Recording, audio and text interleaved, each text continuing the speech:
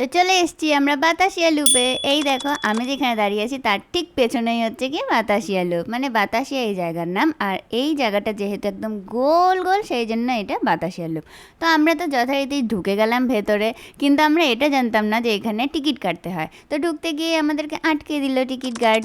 তখন এখান থেকে আমরা টিকিট কেটে নিলাম, পার হেড 30 টাকা করে টিকিট। আর হ্যাঁ, টয় ট্রেনে যদি উঠতে চাও তবে 1000 টাকা পার হেড, আর এক্সট্রা কোনো একটা স্পেশাল টিকিট আছে যেটা হচ্ছে গিয়ে 1500 টাকা পার হেড। তো আমরা এখানে ঢুকে গেলাম টিকিট কেটে।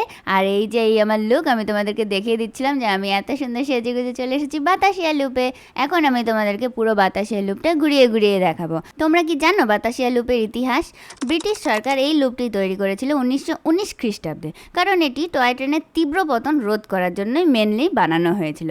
ঘুম স্টেশনের ঠিক পরেই একটি বড় খাদ আছে, আর তার ফলস্বরূপই রাস্তাটি একটি জটিল বিন্দু তৈরি করে, আর তাই এটি একটি তীব্র অনমনীয়তার সাথে তৈরি করা হয়েছিল। তো চলো আমার সাথে সাথে চলো, তোমরা পুরো ঘুরে ঘুরে দেখো বাতাসিয়া লুপে। এই যে তোমরা এই স্মৃতিসৌধটি দেখতে পাচ্ছ, এটা হচ্ছে গিয়ে গোর্খা ওয়ার মেমোরিয়াল। আর এখান থেকে দেখো কি সুন্দর দার্জিলিং এর পাহাড় দেখা যাচ্ছে, ভীষণ সুন্দর দেখা যাচ্ছে। আর এখান থেকে কাঞ্চনজঙ্ঘাও দেখা যায়, যেটা কিনা 3rd highest peak in the world. আর পুরো শহরটা দেখা যাচ্ছিল, ভীষণ ভালো লাগছিল। এত সুন্দর হাওয়া হচ্ছিল না ওখানে, সত্যি না আসলে পারে না বাতাসিয়া লুপে আমাদের সত্যি মিসই হতো। আর ঢুকতে ঢুকতেই দেখলাম দেখো সবাই কি সুন্দর একদম দার্জিলিং এর ট্র্যাডিশনাল ড্রেস পরে সেজেগুজে নিয়েছে। আর এই দেখো এখানে দেখো কি সুন্দর বাইনোকুলার লাগানো। এখানে তোমরা 50 টাকা 100 টাকা টিকিট কেটে ওখানে দূরের পাহাড়গুলো কাছে থেকে দেখতে পারবে। যদি ক্লাউডি ওয়েদার না থাকে তাহলে পরে কাঞ্চনজঙ্ঘাও দেখা যায় এখান থেকে, কিন্তু সেদিন প্রচন্ড ক্লাউডি ওয়েদার ছিল। আর এই দেখো এখানে একজনের সাথে দেখা হয়ে গেছিল, আর ওনাকেই বললাম যে চলো আমাদের দুইজনেরও একটা ফটো তুলে দাও। তো এখানে সুন্দর আই লাভ দার্জিলিং লেখা, সেখানেই আমরা দুজন মিলে ফটো তুলে নিলাম,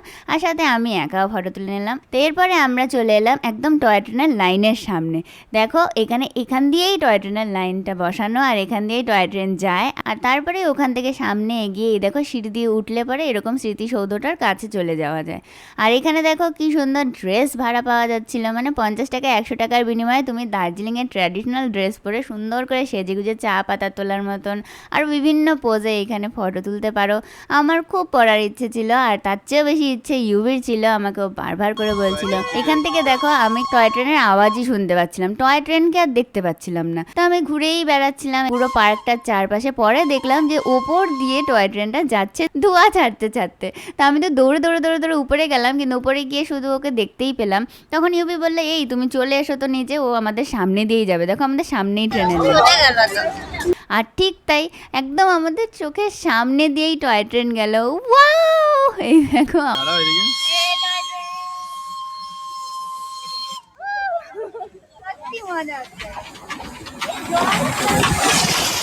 আমার আনন্দের কোনো শেষ ছিল না, কারণ আমি টয় ট্রেন চোখের সামনে দিয়ে দেখলাম। আমার সামনে দিয়ে ঝিকঝিক ঝিকঝিক ঝিকঝিক ঝিকঝিক করতে করতে টয় ট্রেনটা গেল।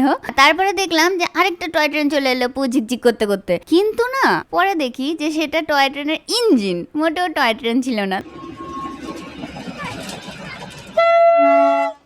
আমাদের কাছে খুবই কম টাইম ছিল, কিন্তু আমরা সবাই মিলে এখানে ঢুকিনি, শুধু আমরা দুজনই এসেছিলাম, আর ওরা গাড়িতে ওয়েট করছিল।